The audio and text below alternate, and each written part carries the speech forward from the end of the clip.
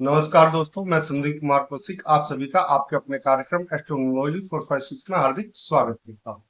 दोस्तों, आज बात हो रही है वृश्चिक राशि अगस्त माह 2025। क्या खास होने वाला है दोस्तों? जैसा कि आप लोग अपनी कुंडली यानी कि चार्ट देख रहे हैं, चतुर्थ भाव में राहु है, पंचम में शनि है, अष्टम में गुरु के साथ शुक्र विराजमान है, भाग्य भाव में सूर्य के साथ बुध है, दसम भाव में केतु है और 11वें भाव में जो है मंगल विराज।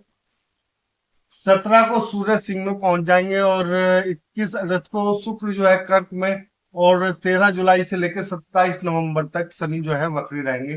कुछ इस प्रकार से ग्रहों की स्थितियां हैं और ये ग्रहों के परिवर्तन भी। दोस्तों, आपके राशि स्वामी 11वें भाव में सबसे अच्छी स्थिति जो है आपके लिए यही है, क्योंकि आप लोग ढैया से मुक्त हुए अभी कुछ ही समय बीता है और आपको ये समझ नहीं आ रहा कि पैसे कहाँ से आएंगे या धन कहाँ से आएगा। सबसे अच्छी स्थिति बनी हुई है आप लोगों की यहाँ पर, यानी कि आपके लाभ भाव में एक तरीके से आपके राशि स्वामी बैठे। राहु चतुर्थ में है, दसम में आपके केतु है।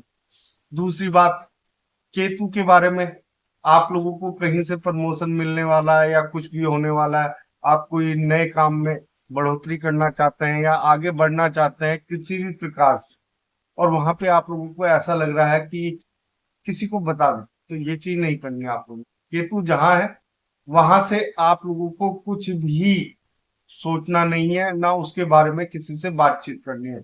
जैसे ही सोचेंगे वहीं पे आप लोगों का जो एक तरीके से ग्राफ है वो डाउन की तरफ आ जाएगा, यानी कि जो बढ़त मिली हुई है वो नीचे की तरफ आएगी। सबसे बड़ी दिक्कत यहाँ पे यही चलेगी 1.5 साल तक, यानी कि जिस भाव में राहु रहेंगे उस भाव से संबंधित आपको ना किसी को बताना है, ना किसी से बातचीत करनी है। आप जीवन में क्या प्रगति करने वाले हो, किस क्षेत्र में आप लोग आगे बढ़ना चाहते हो, या कहाँ पैसा इन्वेस्ट करना चाहते हो, या आप लोगों को क्या मकान लेना है, दुकान लेना है, कुछ भी लेना है, या जो भी है। अपने माता पिता को अगर आप लोग कोई सरप्राइज भी दे रहे हैं तो उसके बारे में भी पहले से ना बताएं। कोई भी ऐसी चीज ना करें जिससे आपकी तरक्की बाधित हो जाए। यहाँ पे इस चीज का आप लोगों को बहुत ज्यादा ख्याल रखना पड़ेगा, क्योंकि मैं पहले ही बोल चुका हूँ ढैया से निकले हो आप लोग, और इस समय जिस तरीके की आप लोगों को चाहत है वो तभी मिल पाएगी जब उससे संबंधित चीजें जो है आप लोग नहीं करेंगे, यानी कि किसी को बताएंगे नहीं। यहाँ पे यही आप लोगों के लिए सबसे बड़ा उपाय है कि अपनी चीजें किसी को बतानी नहीं है, कहाँ क्या होने वाला है। दूसरी बात करते हैं दोस्तों, सूर्य और बुध आपके भाग्य भाव में, भाग्य चमकेगा। और अगर देखा जाए केतु दसम भाव में तो बहुत अच्छी स्थिति है, लेकिन तरक्की बहुत तगड़ी मिलेगी। बस जो बात मैंने बताई उस पर अडिग रहना।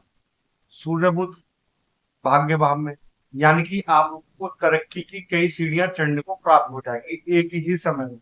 यानी कि अगर आप इधर भी काम कर रहे हैं, इधर भी काम कर रहे हैं, चारों तरफ काम कर रहे हैं, तो चारों तरफ आप लोगों को बढ़ोतरी देखने को यहाँ पे मिल सकती है। बहुत ही अच्छी स्थिति बनी हुई है इस समय। इस स्थिति का आप लोगों को लाभ उठाना चाहिए बिना शंका के। कुछ मन में डाउट रहते हैं आदमी के कि यार मैं ये कर पाऊंगा या नहीं कर पाऊंगा। बिल्कुल डाउट खत्म कर दो अपने अंदर के, शंका का समाधान आपको स्वयं आपके सामने खड़ा है। यानी कि आप लोगों को कोई भी शंका नहीं करनी है इस प्रकार की कि अपने स्वयं के ऊपर किस प्रकार की शंका। आप लोगों को आगे बढ़ना है तो शंका को आप लोगों को त्यागना पड़ेगा। शंका नहीं त्यागोगे तो आप लोगों को दिक्कतों का सामना करना पड़ेगा। बहुत अच्छा मौका है, सुनहरा अवसर है। गुरु अष्टम में है, उसके साथ शुक्र है, कितना अच्छा है ये। अब कई लोग कहेंगे नहीं जी ये अच्छा क्या है, गुरु अष्टम में। भैया मोक्ष तो तुम लोगों को पता है मिल ही चुका है, ठीक है। तो मोक्ष मिल चुका है तो इसके बाद व्यक्ति के जीवन में रह क्या जाता है? सबसे अच्छी जो स्थिति होती है वो है, यानी कि अंतर ज्ञान की प्राप्ति स्वयं हो जाएगी। अगर आप किसी साधना में लगे हैं, उस साधना में आप लोगों को तरक्की मिलेगी। शुक्र है, शुक्र अष्टम में कभी कभी खराब कहे जाते हैं, लेकिन स्थितियों के अनुकूल या डिग्रियों के अनुकूल या अपने एक तरीके से नक्षत्रों के अनुकूल अगर ना हो तब यहाँ पे आप लोगों के लिए दोनों स्थितियां काफी अच्छी है। तो क्यों नहीं आप लोग आगे बढ़ रहे हैं। यहाँ पे भी आप लोगों को कोई दिक्कत नहीं, अंतर्ज्ञान है। कई लोग सोचते हैं ये नहीं करना वो नहीं करना, आपके मन में शंकाएं अपने आप ही मिट जाएंगी कि क्या नहीं करना। पत्नी के साथ संबंध अच्छे तरीके से बना के रखिए, ठीक है। शत्रु आपके साथ जो लगे हुए थे आपके पीछे, वो खत्म हो चुके हैं। यानी कि शत्रुओं से भी कोई दिक्कत नहीं है आप लोगों को। और साथ ही साथ जो तरक्की की सीढ़ियां चढ़ना चाह रहे थे, वो भी आप लोगों को देख ही रहे होंगे, चढ़ने को मिल रही है। शनि और मंगल आमने सामने, फिर वही एक कंडीशन, ठीक है। तो इसमें क्या है, शनि यहाँ पे पढ़ाई में थोड़ा सा लेट समझ में आएगा, या कोई भी चीज थोड़ा सा विलंब से आगे बढ़ेगी, लेकिन है तो त्रिकोण में, और त्रिकोण में इस समय सूर्य और बुध भी है। तो आप लोगों के लिए अच्छी स्थिति। यहाँ पे सब लोग आपको आगे बढ़ाने के लिए, यानी कि अगर आप लोग किसी तैयारी में, वो भी अच्छा रहेगा। अगर रिलेशनशिप में है, वो भी अच्छा रहेगा। थोड़ा सी गर्मा गर्मी हो सकती, पति पत्नी के रिश्ते अच्छे रहेंगे, व्यापार अच्छा चलेगा आप लोगों का, एक तरीके से देखा जाए सप्तम भाव से, ठीक है। अब चतुर्थ भाव की भी बात कर लेते हैं। चतुर्थ भाव में क्या है, राहु।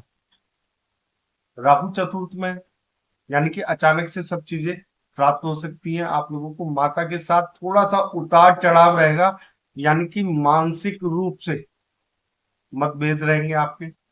यानी कि आपको उनकी पसंद नहीं आ सकती बात, उनको आपकी बातें पसंद नहीं आ सकती है।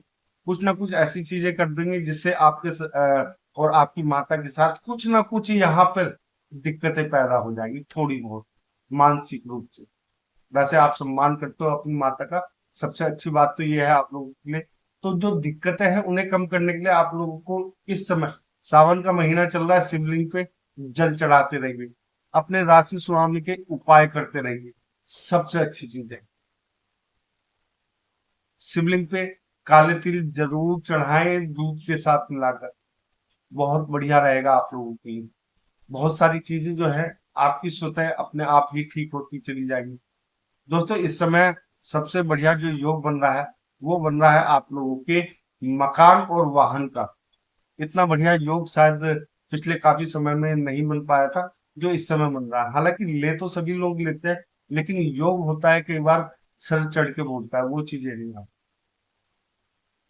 पराक्रम भाव पे दृष्टि किसकी है, आपकी सूर्य और बुध की, तो बढ़िया है। गुरु की द्वितीय भाव पे है, शुक्र के साथ, तो ये भी बढ़िया है। शुक्र तो अपने आप में ही दूसरे भाव का राजा, और दृष्टि पड़ रही है। तो एक तरीके से बैलेंस बहुत अच्छा बन रहा है इस समय आपके लिए, बचत भी करने के लिए। अगर आप चाहते हैं बचत करना चाहते हैं, तो बचत में आप लोगों के लिए अच्छा, एक तरीके से देखा जाए तो अच्छा स्कोप बनता हुआ दिखाई दे रहा है। आदमी कई बार बचत नहीं कर पाता, वो सब चीजें अच्छी है। परिवार के साथ जो है सब कुछ अच्छा रहेगा, बिल्कुल बहुत बढ़िया तरीके से चलेगा। यानी कि अगर आप संयुक्त परिवार में रहते हो तो अच्छा चलेगा। बस जो थोड़े से मतभेद हो सकते हैं माता के साथ, वो आप लोग को देखने पड़ेंगे। प्रथम भाव में आपके राशि स्वामी 11वें भाव में बैठे हैं, तो आप लोगों के लिए सब चीजें आपके ही अनुकूल होती ही नजर आ रही। विदेश जाने की इतनी संभावना नहीं है, विदेशों से जैसा काम चल रहा था नॉर्मली वैसा चलता रहेगा, ठीक है। अध्यात्म के क्षेत्र में थोड़ी सी तरक्की करेंगे, ये मैं बता चुका हूँ। बाकी सब कुछ ऐसा है, कुछ भी आपके प्रतिकूल नहीं है, अगर देखा जाए मोटे तौर पर अच्छा है। यानी कि अगर आप देखना चाहें तो 30% थोड़ा सा बुरा है, और 70% अच्छा है। यानी कि अच्छाई की जो संख्या है वो ज्यादा है, इसलिए आप तरक्की कर सकते हैं, अपने आप को संभाल सकते हैं, आगे के लिए तैयार कर सकते हैं।